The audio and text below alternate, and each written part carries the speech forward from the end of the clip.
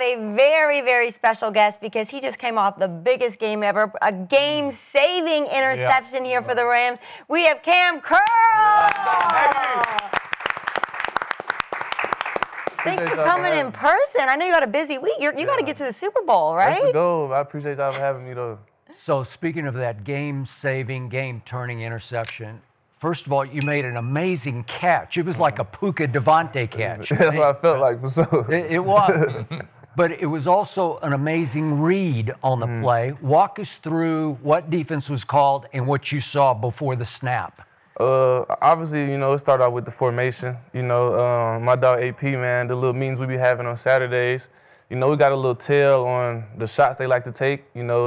Usually the shots go in one formation, one direction, So when I seen the stem of the receivers, I knew I could open my hip and work that way. And, I was, eyes on Caleb. I knew I had my corner who was going deep, behind me, and just took my shot, you know what I'm saying, to slice under it and go get the ball. You almost ran the route for him. Just really come down to instincts, you know what I'm saying? And like I said, when I seen that ball, it was that opportunity, to, help my team win the game, so you couldn't. Were you surprised he went to DJ?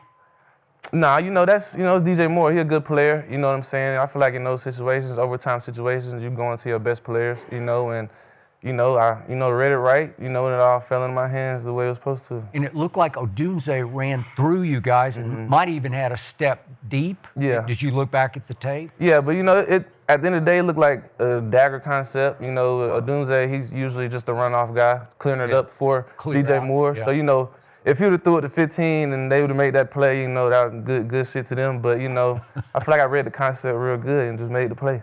You did.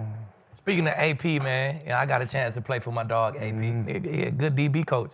He damn near my age, so we really used to be in there like this. I'm like, AP, let me teach you. But how is it playing for my dog, AP? Man, it's great, man. AP, he one of the best DB coaches I done had, man. Yeah. Just the attention to detail he got, you know what I'm saying, and how he comes to work every day, the same every day. He expects greatness from us, and that's what you need, especially as a DB coach. Like, you got a bunch of guys who are really competing against each other. Hell yeah. But he know how to keep the room together and play together, man. And like I said, we have extra meetings with him, you know what I'm saying, just because he wants us to make plays. He wants his players to get paid. He wants us to make plays, and that's the type of love he has for us. Cam, I'm big on the journey and preparation. Like, you play in the game, you prep for it, and the end result. So when I say journey, you from where I'm from. Yeah. We from Oklahoma. Yeah. You from the Gee. For everybody, that's Muskogee, Oklahoma. Yeah, and I played with 3 teammates that was from Muskogee, so I know how people view me being from Oklahoma City and, there's no football players in Oklahoma, and I leave from Texas. That's what they do. Cali, Florida, that's what they know for. You see what I'm talk about that, all man. my teammates at OU was like, this the dude? Oklahoma? So just tell us a little bit about the journey, what it's been like, man, because you come from Muskogee, Oklahoma, and now you're about to play in the NFC Championship with a chance to go to the Super Bowl. Just kind of talk about what that journey's been like. Man, it's been a crazy journey, man. Just starting back in high school, I graduated in 2017, and I was the first player from my high school to go straight D1 since 2006, man. Wow. So just being able to do that, for the city, man, and how they backed me, and I ended up going to the University of Arkansas, played some time there, and I feel like even before I made it to the league, the city just backed me the whole time, you know what I'm saying? Because nobody done it like that, in so long, and just having that support, behind me, it helped me get to where I'm at, and 7th round pick, I knew from day one, just had to get it out the mud, and I feel like that's what I've been doing my whole life, man, and being able to earn a starting spot, my rookie year, and to continue playing, and this my 6th year making a 53-man roster at the training camp as a 7th round pick, so I don't take that lightly, because every year I go into training camp as that 7th round pick, it's gonna stick by my name, so I gotta prove it every year. I like it. yeah. Coach? Cam, Yeah. NFC Championship, man.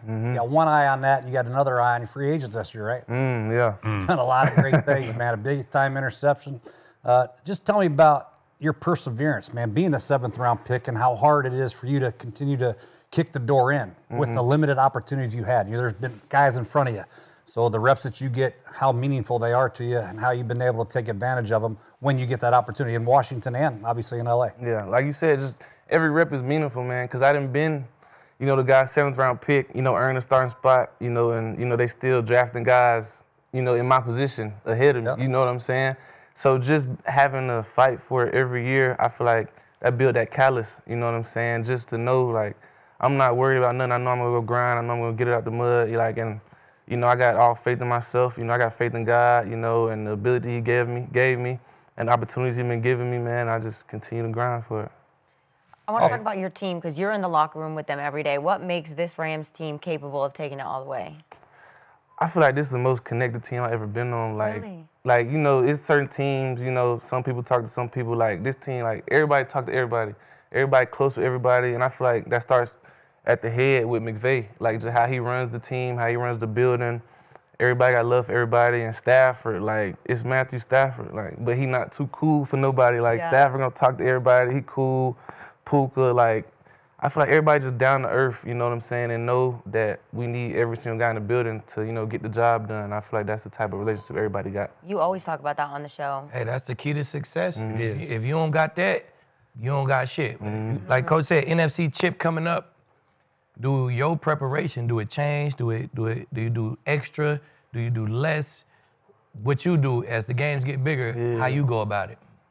I feel like you keep it the same to a certain extent, but the intensity, and the urgency got to rise, you know what I'm saying? Just because the type of moment it is, like, like since the playoffs started, it's been win or go home. So since the playoffs started, the urgency, the intensity, the attention to detail, it has to rise, you know what I'm saying? Because you never know what play is going to win or lose the game, but like you said, NFC Championship coming up, like, this is as far as I've ever been in the postseason. Like, I never been in no NFC Championship or nothing, you know what I'm saying? So.